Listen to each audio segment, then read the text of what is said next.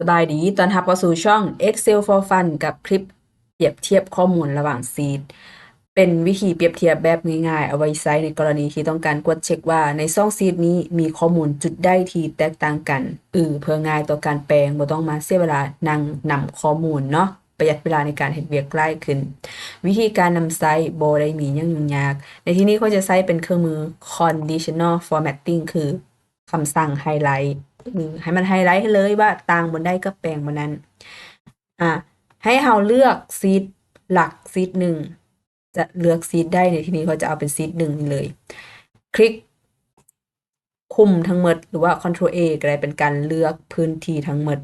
แล้วให้เรามาที่คำสั่ง conditional formatting นี่ลงมาส่วน new rule เพื่อเขียนคำสั่งใหม่ คลิกซ้ายเข้าไป จะมีหน้าต่างนี้เด้งขึ้นมา ให้เรามาตำแหน่งนี้เลย use a formula นี่ คลิกใส่ก็จะเปลี่ยนหน้าต่างด้านลุ่มแบบนี้ คลิกใส่ห้องนี้พิมพ์เท่ากับแล้วพิมพ์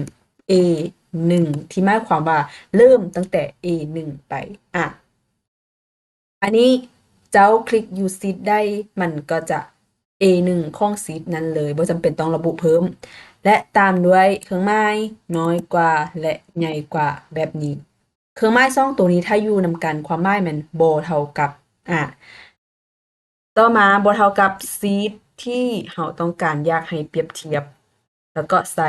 ไม้ทวง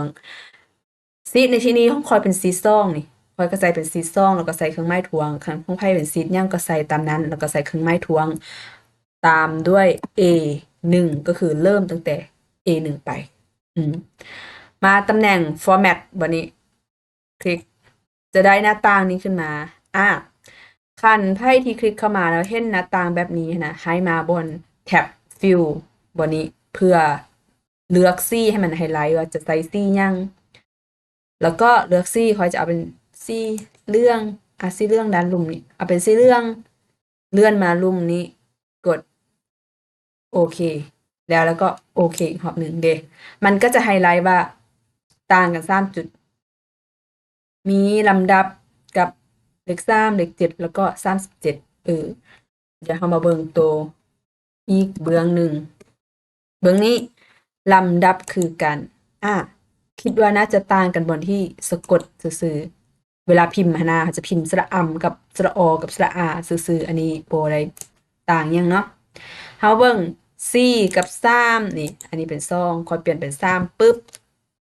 ค่านี้ก็เปลี่ยนเป็น7ค่านี้เปลี่ยนเป็น37กลับคืนมาเบิ่งให้แล้ว